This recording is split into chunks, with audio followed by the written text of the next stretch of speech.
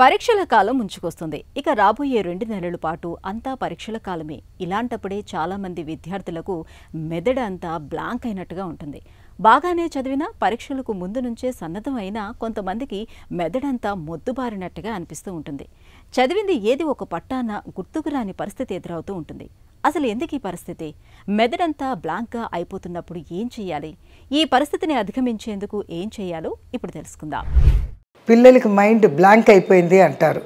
చదువుతూ ఉంటారు, చదివినప్పుడు బాగానే అర్థమవుతుంది, రికలెక్ట్ చేసినప్పుడు బాగానే ఉంటుంది. కానీ ఎప్పుడైతే పరీక్ష రాస్తామో అనగానే ఏమవుతుందంటే వాళ్ళకి ఒక్కుమ్మడిగా ఆలోచనలు వస్తాయి. అంటే ఏంటి, నెగటివ్ థింకింగ్. ముఖ్యంగా ఏంటంటే నెగటివ్ థింకింగ్ అనేది వచ్చేటప్పటికి ఏమవుతుందంటే ఒక్కుమ్మడిగా వాళ్ళ మీద ఆందోళన అనేది వస్తుంది. ఎప్పుడైతే ఆందోళన వస్తుందో ఆటోనామిక్ నర్వస్ సిస్టమ్ ఎఫెక్ట్ వల్ల వాళ్ళ మైండ్ అంతా కూడా ఒక్కుమ్మడిగా ఆలోచన రావటం బ్లాంక్ అయిపోతుంది.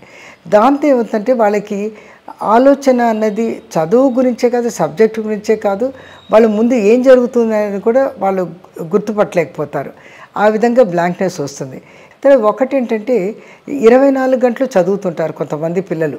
ఎందుకంటే అది తప్పుడు పద్ధతి. ఎందుకంటే లెర్నింగ్ అన్నది ఏంటంటే ఒక పద్ధతిలో చదవాలి, క్రమంగా చదవాలి. చదివి ఏంటంటే ఒక అరగంట 30 గంట, ఎందుకంటే కాన్సన్ట్రేషన్ దాని తర్వాత తగ్గిపోతుంది. కాబట్టి చదివినవి అప్పుడు ఆపి ఒక్కసారి రికాల్ చేసుకోవాలి. మనం ఏం చదివాము, ఏమేం పాయింట్స్ ఉన్నాయి అని పాయింట్స్ ప్రకారం వాళ్ళు రికాల్ చేసుకున్నట్టయితే దాంతో కూడే సబ్జెక్టు మొత్తం గుర్తుకొస్తుంది. ఆ తర్వాత ఆ రికాల్ చేసుకున్న తర్వాత ఏంటంటే మళ్ళీ నెక్స్ట్ డే వాళ్ళు ఇంకో వేరే సబ్జెక్టు తీసుకున్న లేకపోతే వేరే చాప్టర్ తీసుకునే ముందు రోజు చదివిన విషయాల గురించి పాయింట్లుగా గుర్తు చేసుకోవాలి. అంటే రెండో రికాల్ అన్నమాట. అలా రికాల్ చేసుకోవటం వల్ల ఏంటంటే మెదడులో ఇవి ప్రోటీన్స్ ఫామ్ అవుతాయి అనమాట, మెమరీ ప్రోటీన్స్ లాగా అనమాట.